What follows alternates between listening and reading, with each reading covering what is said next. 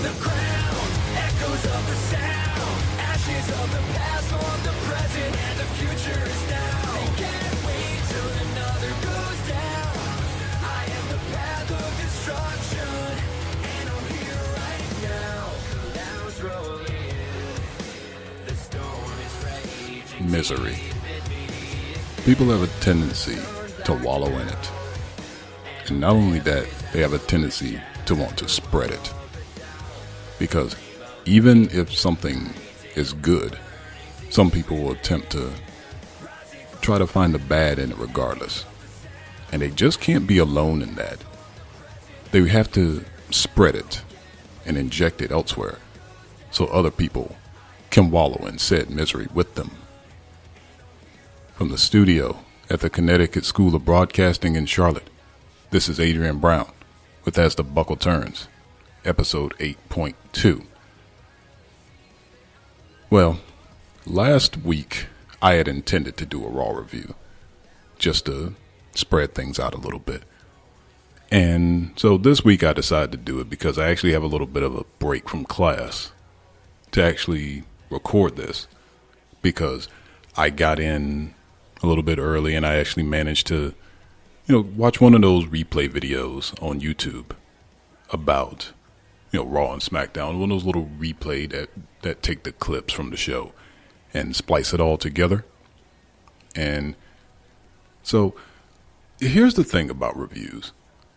No matter what happens, a lot of times, I think, and I can see where a lot of podcasters struggle with this, that talk about wrestling, they end up wanting to talk about other things because you end up saying the same things over and over again about the show. But let's be honest here. If you actually look at numbers, people in this world like reviews. It doesn't matter what it is. I mean, if it's a crappy review, if it's a great review, they always will want to know what somebody else thinks about it, whether you agree with them or even disagree with them. They seem to enjoy it regardless, because like I said in episode 1, that I wouldn't beat you over the head with a lot of reviews, and I would start looking at everything so far. The one episode that garnered the most organic views was the only Raw SmackDown review I've done, because anytime you type, a lot of people type those in on YouTube or anywhere, or on any type of podcasting platform or talk platform. And people, that's just what they love, because they want to know how somebody feels about it, so they can probably find who feels a certain way, whether they agree with them or disagree with them. And they probably are seeking out a similar opinion. And you can't help but recognize that sometimes. And even if you don't want to cover the show, you end up bringing yourself back to it simply because you know what the numbers say. Numbers will never lie to you or to the people, especially to the people that are listening to you, especially if you're trying to make a name for yourself, a brand for yourself. Which brings me to where I am tonight, wanting to, actually having some time to actually record this in the middle of the week and just go over what I saw. Because again, I'm being honest with you all 100% of the time. It's not very good, and the ratings showed it. I mean, I believe the jury is going to be out on SmackDown for SmackDown Live probably in another day, but it's another somewhat record low for Raw this past, was it July 9th? Yeah, and I'm recording this on the Wednesday after SmackDown, and the numbers are bearing out. This is pretty bad stuff. But the people constantly want to hear what people that are currently in or were in the business are saying about it. Because whether you put it over or whether you completely bury it 6 foot under, everybody wants to know. So let's go to Raw. And well, before I get into all that, now, I was probably going to wait for the full on episode on this coming up weekend, but we cleared another platform. we're now on the iHeartRadio. So again, we're on now. We're just constantly clearing platforms. We're constantly getting out there. That's a testament to everybody that's tuning in. The views are trickling up on YouTube. The listens are trickling up on Spreaker. I mean, iTunes. So we've got iTunes, Spreaker, SoundCloud, iHeartRadio, it's recording the videos on YouTube, and hopefully soon Spotify. And as soon as that clears, I will let you all know. So please check the links in the description, share them with everybody, like, share, subscribe, follow, comment, rate. I mean, all the above. And I still appreciate everybody for what they've done so far. So on to Raw. Okay. Here's the thing too. Last week I was going to do it, and they had actually did something really cool with the opening, with a nice little video package and a nice little voiceover, which is what I want to get into by studying here. Little things like that is what I'm studying and I want to get into. And they actually did a good job on that. Now, here's the thing. You can put something over when they actually do something well, but constantly, because these people have a narrative and they stick to it. You know, those loud mouths on YouTube, like I always talk about, they have this narrative, and even if they do something well, they can't stick to it. I mean, they can't I'm sorry. Even if the WWE does something well, they refuse to say they did something well, because that would ruin their brand. Again, this is where that whole misery thing I was talking about in the opening comes from. They're used to being miserable. They want you to know it, and they want you to feel the same way. So therefore, you can't put it over either, even if they do something well. And they did a good little thing with the Lashley, Reigns, Rollins, Ziggler, the whole thing when they were talking about last week. But even coming into this week, it's the same. They did the same thing, and they're doing it well. They're doing it clean. See, they're trying new things. See, that's the one thing I keep on saying about this company, is that they're the people that are actually putting the shows together. They're lacking effort. And when I see effort, I give credit for it. I'm not going to give you a full-fledged A, but I'm going to give you credit. Now, I'm not going to sit there and just because I have this brand and I have and mantra, narrative that I have to stick to, I'm not going to do that. I'm going to give you guys credit where it's due. And you've done a good job with these promos, these opening promos the last couple of weeks. But another package of Roman and Lashley to start the show. Again, trying something different. Credit for effort. Kudos. And then you got Lashley backstage begging Roman to call him out. My point on that is this. Again, these people want it to be real. So if this was real, why wouldn't he just jump him right there? Instead of like, hey, I'm daring you to go out there to call me out. And, Roman's like, I'm going out to my ring. Blah, blah, blah. And then, you got more cheers are coming for the guy here and there. Here's the thing. To his fans, if you're listening to this, stop being quiet. Okay? The only reason those guys are booing him a lot of times is because they know if you guys are cheering, everybody will know how many people actually like him. So they're consistent with what they're doing to put him down, even though we know they're popping for him every time he does something. Let your voices be heard, folks. Stop being afraid. And, walking around in circles, playing the crowd like a fiddle. Roman's really good at that. I mean, he's born in the business. He knows what he's doing, folks. I mean, stop playing around. And of course he goes in there. Of course he's going to call Lashley out. And then, then a brawl ensues. The locker room empties. I'll be honest with you, this was probably the best segment of the show. It's the most popular clip on YouTube. Lashley gets the best of pretty much majority of that. Roman gets the last laugh with the dive over the top rope onto everybody. And honestly, out of all pull-apart brawls that I've seen in the history of this business, that was probably one of the weaker ones. Because it's like, there's not a whole lot of monstrous men out there a lot of times to hold both of those guys back. So it's just like those two guys could probably push most of those guys off him. I'm like, why is Finn Balor out there even attempting to help? He wasn't even in the middle of the crowd. He's just out there just to be an extra body.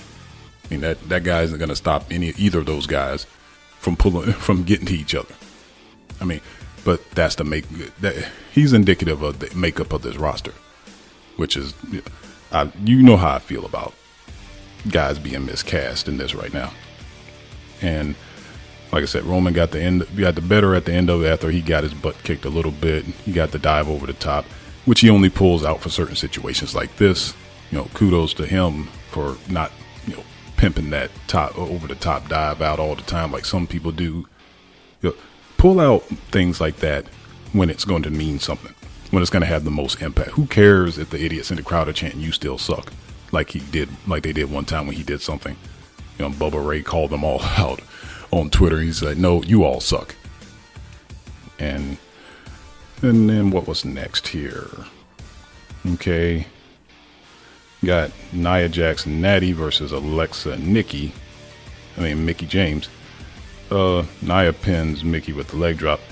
So I'm gonna be honest with you, Nia is extremely popular right now. I don't know. I mean, maybe it was the fat shaming angle that they made for her that got her to this point. But you've seen her progression. I mean, the girl's powerful and athletic, but she's still a fairly attractive girl for her size and things like that. The girl can go. She can do, and I think the fans have recognized that. I mean, I'm not going to say she's flat out over, but I think the people are into her. If they continue with this, it's whatever's going on is working. So, you can say that, like, when they write stuff crappy, I'll say it's crappy. But when they do something right, I'm going to say they did it right. And what they've done with Nia with that whole angle that led her to winning the title at WrestleMania, that's done right, and it's actually maintained. Even with the cash in and everything, and the match with Ronda Rousey and that whole angle, it's actually still carried over. The people are still enjoying it. And then, what was after that?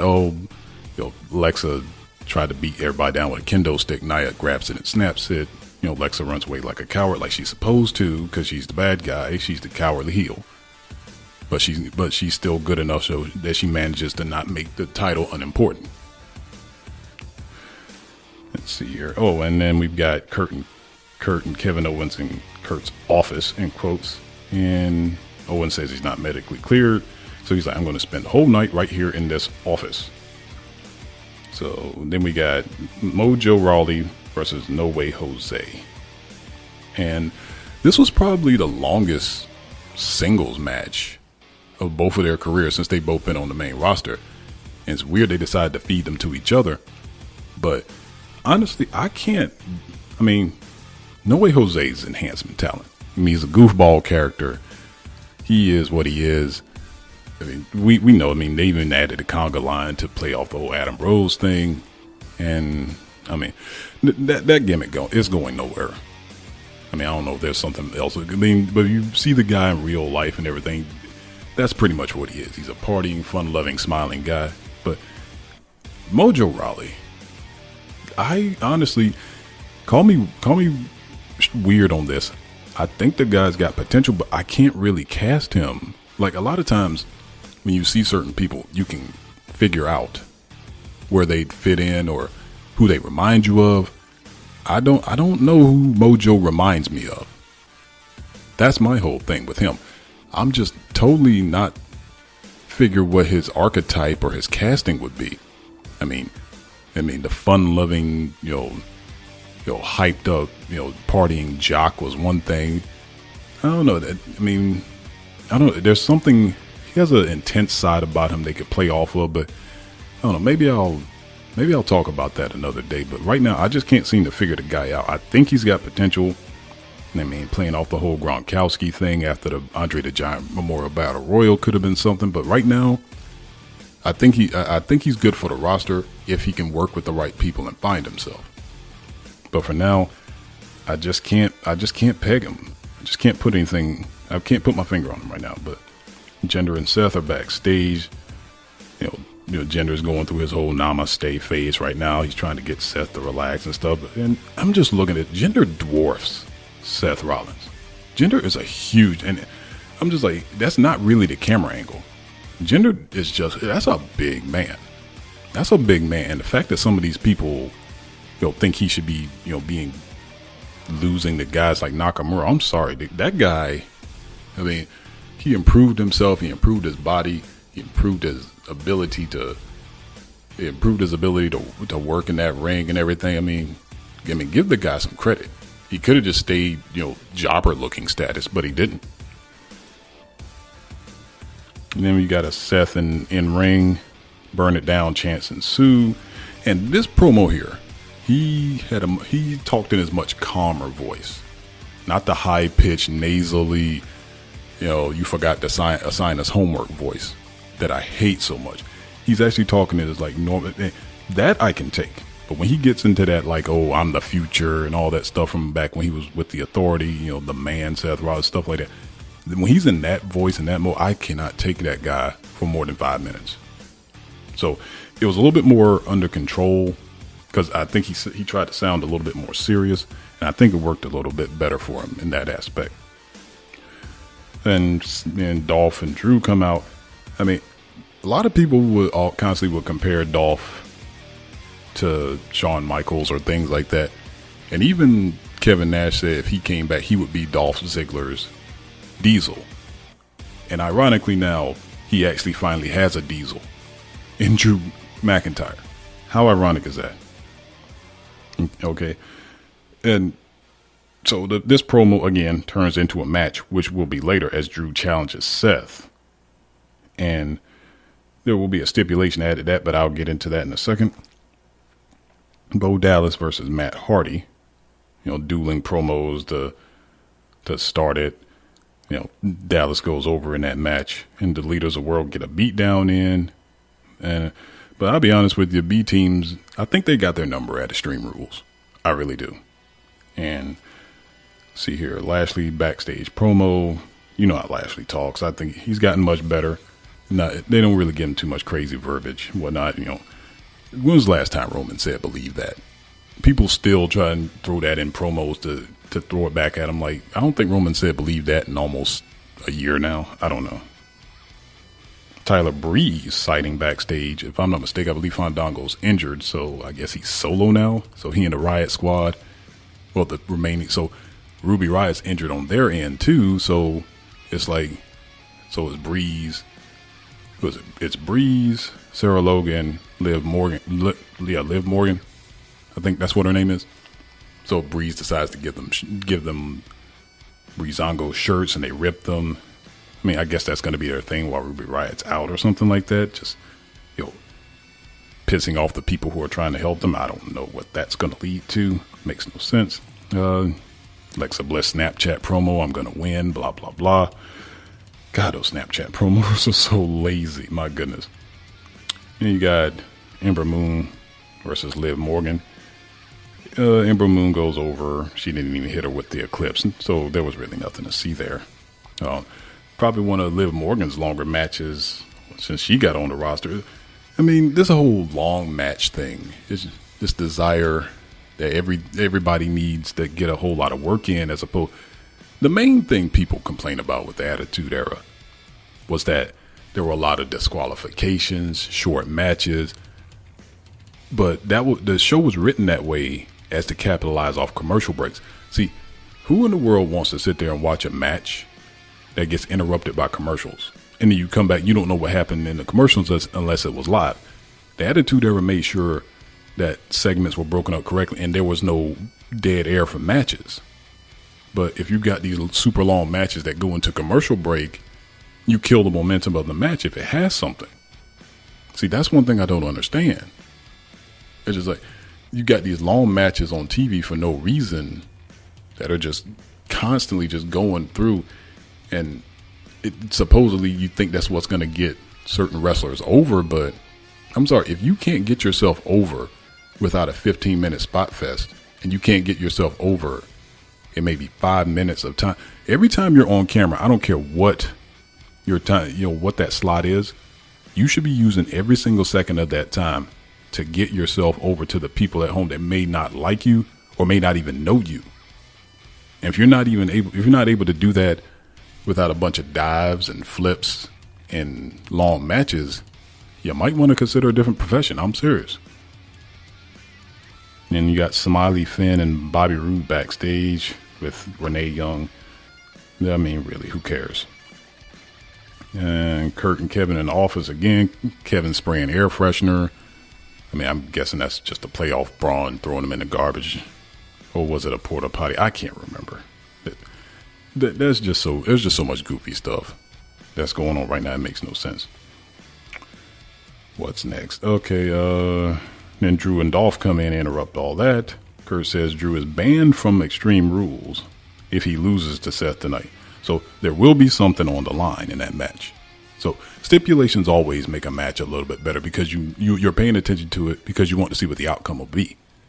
There's nothing wrong with that, but don't just put matches together. See, that's what booking is. Booking is just like, okay, who I got in the locker room tonight? You're wrestling you're wrestling. That's booking. Writing is when there are stipulations, when there are segments timed out, making sure no matches go into commercial because everybody wants 15-minute, flip fest. Come on now. There is a difference. Learn it. Then Strowman comes into the office, and then Kurt announces it's going to be Strowman versus Owens in a steel cage at Extreme Rules. What's on the line? I don't know. I mean, put Money in the Bank briefcase on the line or something. And that's another thing. I really would see it's written into the rules that you can be challenged for that case. It can be put up in matches. They have never really taken advantage of that. I mean, I understand if you got it. A lot of people say if you got it, why would you put it on the line and you lose your title opportunity? Well, challenge for it again. I mean, the show's written correctly, it'll work. But I mean, you're sitting there, you're carrying it around, and it's obvious you can be challenged for it. I'm going to challenge you for it. I mean, at least give me, like I say, that's a stipulation. It's not just a match that's on TV. I wish people would think about that sometimes. You got a Roman interview as well backstage.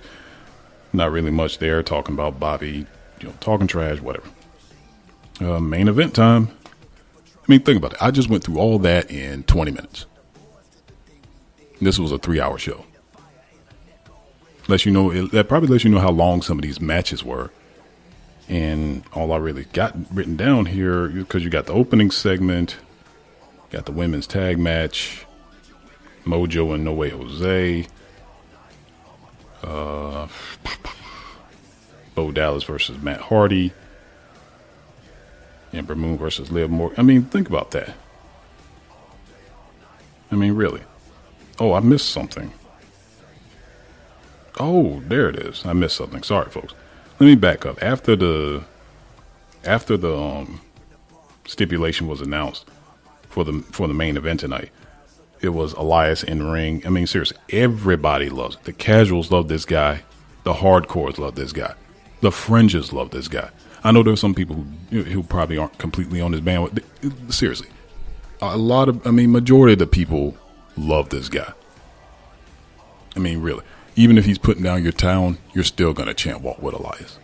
Everybody is into this dude. And he's just building up slowly and slowly. And they're not really forcing it. They see it. It's going to lead to something. I promise you that. End up being, that's what it was. It was Elias and Corbin. And Corbin comes in and starts singing Itsy Bitsy Balor. They basically turned Baron Corbin after they cut his hair. They basically turned him into new Corporate Kane. I mean, he's out here in a vest and khakis and stuff like that. I'm like, he's basically the new he is too young to be Corporate Kane, folks. I mean, like I said, I don't do a whole lot of fantasy booking and recasting, but trust me, that guy right there, he's completely miscast. Considering his look and his background and everything, all the things, if you actually follow the guy on social media and things like that, there's a lot of things you could write into this guy if you actually develop a character for him. And the fact that you got Finn out here insulting him, saying he looks like he works at TGI Fridays, that's pretty dang sad. And they put a lot of money into this guy in NXT without ever putting the title on him. Yeah, so it's those two versus Bobby Roode and Balor. And seriously, no one kicks out at the end of days. But, Corbin ends up smashing Bobby Roode with the end of days. And that's it. It would have just been better if he got it on Finn again. You're leading into their match at Extreme Rules, but you can't have something like that happening going into the pay-per-view for some strange reason. They don't want things like that to happen at times. And then, okay, now we're going to get to the main event. It's Rollins versus McIntyre. Again, if Drew loses, he will be banned from ringside at Extreme Rules in the match, in the Iron Man match it's going to be Dolph versus Seth for the IC title. Which, honestly, those two, they have this great chemistry. But to keep it real, if you actually watch the two of them at all times, I know it's scripted combat, but Dolph has Seth's number every single turn. Because Seth only has one gear, Dolph can switch it up at all times. And, there's a whole lot of no selling and rest holds from Drew in this match. I mean, he's out there acting the part of the tank and everything, kind of like, Lashley or Roman should be working. He's out there rest holding and things like that. And you got your typical Seth Rollins action. After Drew totally no-sold his suicide dives, he finally got a few off on him later and things like that. But Drew got the win off the Claymore kick, with the Claymore kick off the Ziggler distraction. So at least there was something on the line. And that was Raw. So, that brawl was probably the most talked about thing, and it's been the most viewed thing on YouTube. And honestly, like I said, you'd have something to talk about if that's what ended the show, as opposed to leading off the show. But they have this whole thing about putting their top guy, in quotes, at the top of the show. And then all the ratings did after that was sink. And like I said, no matter what happens here, it just seems like the man draws eyes no matter what. The more he's on the show, the better ratings are. But when he's not in the later hours, the ratings drop. The numbers show this. And then you got these super long matches, a bunch of them with nothing on the line except the last one. And people want to be entertained. A bunch of choreographed fake fights aren't entertaining people because they know it's fake. But they want to believe it's real through entertaining them. See, there's a balance that needs to be had here. And there's just a failure of that. And we got to get that back to this whole thing about, being entertaining over moveset, this whole mindset that people are in right now. Until that starts to leave, it's probably going to remain like this, because a lot of those same people are probably back there writing the show with Vince. But here's the thing, he's the guy that's still hiring them, so maybe I should point the finger in a certain direction. So let's not continue with that. Let's just move on to SmackDown Live. This will probably be even shorter because, Miz TV opened the show. He's having Team Hell No out there. Miz plays the crowd like a fiddle as usual, man. The guy, here's a guy, no matter what you say about him, it doesn't matter how many losses in a row he takes. The guy, he's a professional wrestler. He knows how to keep himself relevant and keep himself out there without actually, losing anything about himself. It took him a while to learn how to do that, but I think his reality show upbringing, on television, things like that, allowed him to enable himself to be a pretty good professional wrestler. So, and then, Daniel Bryan's out there telling me, I want to punch you in the face. Who's afraid of Daniel Bryan punching them? Who? Somebody please ask me that. I hate to keep picking on certain people. I'm sorry. Daniel Bryan's the least toughest looking guy I've ever seen in the wrestling business. And, and this is a business that has Ellsworth in it now. Keep it real. And, Miz, antagonized them a little bit by playing crappy footage of how their relationship used to be. Kane tombstoning him after WrestleMania 30 and things like that. And Daniel Bryan constantly talking about how the Miz wrestles. Come on. Nobody cares that you poke at the Miz about how he fake fights, dude. But obviously, this crop of fans does, because they always pop for that. And the Bludgeon Brothers come out after Miz antagonizes Kane, because Kane is about to choke slam the Miz, but for some reason the Bludgeon Brothers come out and try to save the Miz or whatever. But then Sanity jumps Team Hell No from In the Dark. The New Day comes out to save them. The heels end up getting the best of the babies, and they face off at the end. You know, pretty big bad dudes like that squaring off. That probably looks a little bit cooler. And then what we got next? Nakamura versus Styles for the 9,000th time. Nothing was on the line. It was just two guys out there getting some work in. We got to do something about how limited this roster is, folks. This is getting annoying. This is getting sad. And then Rusev comes out pre-match, and he's on commentary. Rusev Day chants everywhere. There's no end game for this, people. Stop fooling yourselves. Okay, Rusev interferes after both guys randomly attack Aiden English.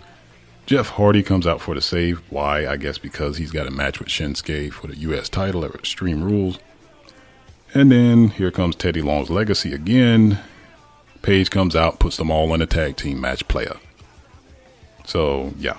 Gee. Now, I thought I knew how this was going to end, but no. Rusev actually pinned Jeff Hardy, not Jeff Styles, with the Mosh kick. So they threw me a little curveball there. I was just like, maybe because they have a tendency, it don't matter. AJ does nothing for that belt, so it doesn't even matter if Rusev had pinned him last night. It shouldn't have mattered. And then Ellsworth trying to work out backstage as a shoot. He probably does struggle with push-ups and sit-ups. I mean, look at the guy. But Carmella's saying, "Don't let me down." Ellsworth versus Asuka in a lumberjack match. Asuka wins by the Asuka lock. I mean, even in a comedy match, Ellsworth is probably the least athletic dude I've ever seen.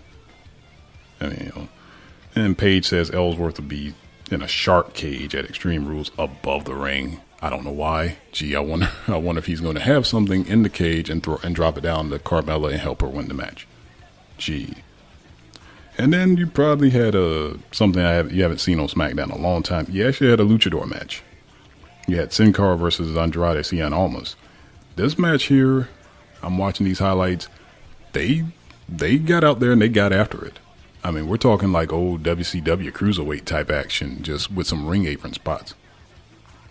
I mean, like I said, when I see something, on the work rate side of things, in quotes, the worked match type of thing, I'll put it over. And those two guys, like I said, I mean, they probably know each other from coming up through the ranks and everything. So they probably worked together before, so they knew what to expect. There was probably a little too much going on there at times, so there were a few flubs, but they really got after it. And they flew around that ring. They did some spots that you probably hadn't seen in a while on a SmackDown type show. Like I said, I mean, maybe that probably would have looked cooler on 205 Live, but who knows? Those two, I give them props for that. They did pretty good. And I almost end up going over with just the double knees in the corner, not his hammerlock DDT, which was interesting. Maybe they were just exhausted because, like I said, it was a pretty high paced match. And then the close of the show was a 10-man tag match. Team Hell No and the New Day versus Sanity and the Bludgeon Brothers. I mean, typical chaotic multi-man match. Everybody got their stuff in, some things like that. Baby faces go over with Bryan hitting the running knee on Eric Young. And then the show goes off with Kane doing the yes chants, and Daniel Bryan tried to activate Kane's pyro. Took him about to the 5th attempt or something like that. I don't know. Like I said, the farewell Bryan Danielson tour is coming, folks. Just gear up for it. And, I don't know, maybe, if anybody will send him into retirement, maybe it'll be Kane. Maybe they'll send them both into retirement, because we know Glenn's probably done, so he can head off to be in political office. I mean, he's done enough for this business. I give the guy props for that. So, yeah, that was Raw. That was SmackDown. So, again, I'm going to look over all this right here, see if there's any other thoughts I can take away from this. Again, probably not the best pull-apart brawl I've seen. I've seen better ones. But, I mean, again, people are still talking about it. People still love the dive over the top by Roman. People still appreciate the fact that Bobby got his licks in. They made him look really unstoppable and all that. Roman sold for the guy until the big dive and everything. Again, Nia Jax, I think it's legit. I mean, I think the next time she probably faces someone like Ronda Rousey, I think they'll have her win. I mean, the people like her. I think they want to see her win. And I think when she probably squashes Alexa again, she'll probably get an even bigger pop than WrestleMania, if that's even possible, considering how the reactions that Alexa's getting, which is a good thing, no matter what these people say. And again, yeah, Dolph Ziggler finally has his Diesel, and of all people, it's Drew McIntyre. I just can't believe that. And it's going to be an interesting feud when those two finally do their little split as well, and they'll probably face each other for the IC title. And then Drew's going to make his way up to finally being world champ, but we'll see what happens. And like I said, lots of long matches, lots of too many matches going over into commercial break. That's just not how a show is supposed to be structured. We got to do better than this. I mean, we really do. And see here, yeah, Miz, the guy knows what he's doing, and like I said, the way he's being portrayed now is probably what he should have been getting when he was. This is probably when you probably should have had him win the Money in the Bank and put the belt on him, not when he beat Randy Orton the first time for it, when he cashed in and lost, quote, won the main event of WrestleMania. I mean, right now I could buy it now, not then. And yeah, I mean, Rusev, like I said, I'm a fan of Rusev. This whole Rusev Day thing that Aiden English himself probably made up. It's just, like I said, this guy is not a comedy act. The guy's a Bulgarian monster. He's not. I'm serious. He's not comedy. He's not a clown. He should be tearing people's heads off and kicking their heads into the second row. I mean, when he finally sheds this whole Rusev Day thing and breaks Aiden English's back with the accolade and rips that shirt off and probably burns it after when he finally does win the title, because I don't think they're going to put the belt on him in Extreme Rules. I mean, if they weren't going to put it on a guy like Nakamura, I don't think they're going to put it on Rusev. But AJ Styles does nothing for me as champion. He doesn't really make the title important. He's a really good wrestler. He's a good guy to have it on just to make good match. He's basically Seth Rollins with the world title. What Seth Rollins was what I was talking about with the IC title. I mean, AJ's gonna have a good match with you, but is the title important? No. And everybody keeps wondering why AJ doesn't go on last. The same reason Seth never went on last when he was world champion the first time during his run. It's the same reason.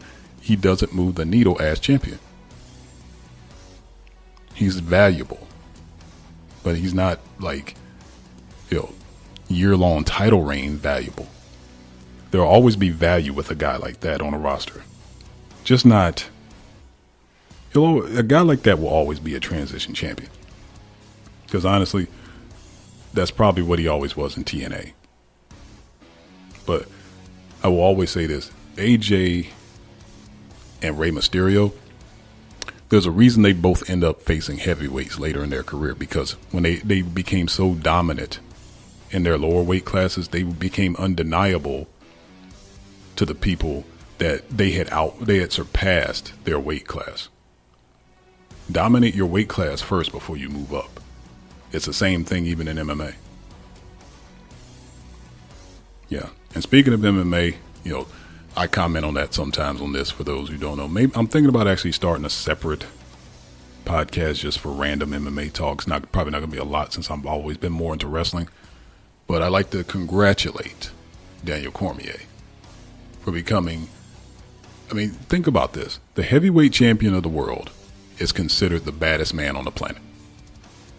And the light heavyweight division in the UFC has always been the glamour division of that company. Some of its biggest stars ever have been light heavyweights. Daniel Cormier is now the simultaneous champ of both of those divisions. Think about that. I'm like, if you don't want to call him the greatest of all time, call him the baddest of all time. Because you're the baddest man on the planet and the champion of the glamour division of the UFC. That's a double-double no one achieved. Randy Couture didn't even achieve that. I don't think Randy ever defended the light heavyweight championship. Think about that. Conor McGregor won 2 belts, but he never defended either one of them. GSP won 2 belts, but he only defended the welterweight title. He never defended the middleweight title. BJ Penn was a double champ, never defended the welterweight title. Daniel Cormier has a chance before he retires. If he sticks to his retirement in March, he has a chance to defend both titles and ride off into the sunset, in my opinion, undefeated. Because honestly, one time could be a mistake.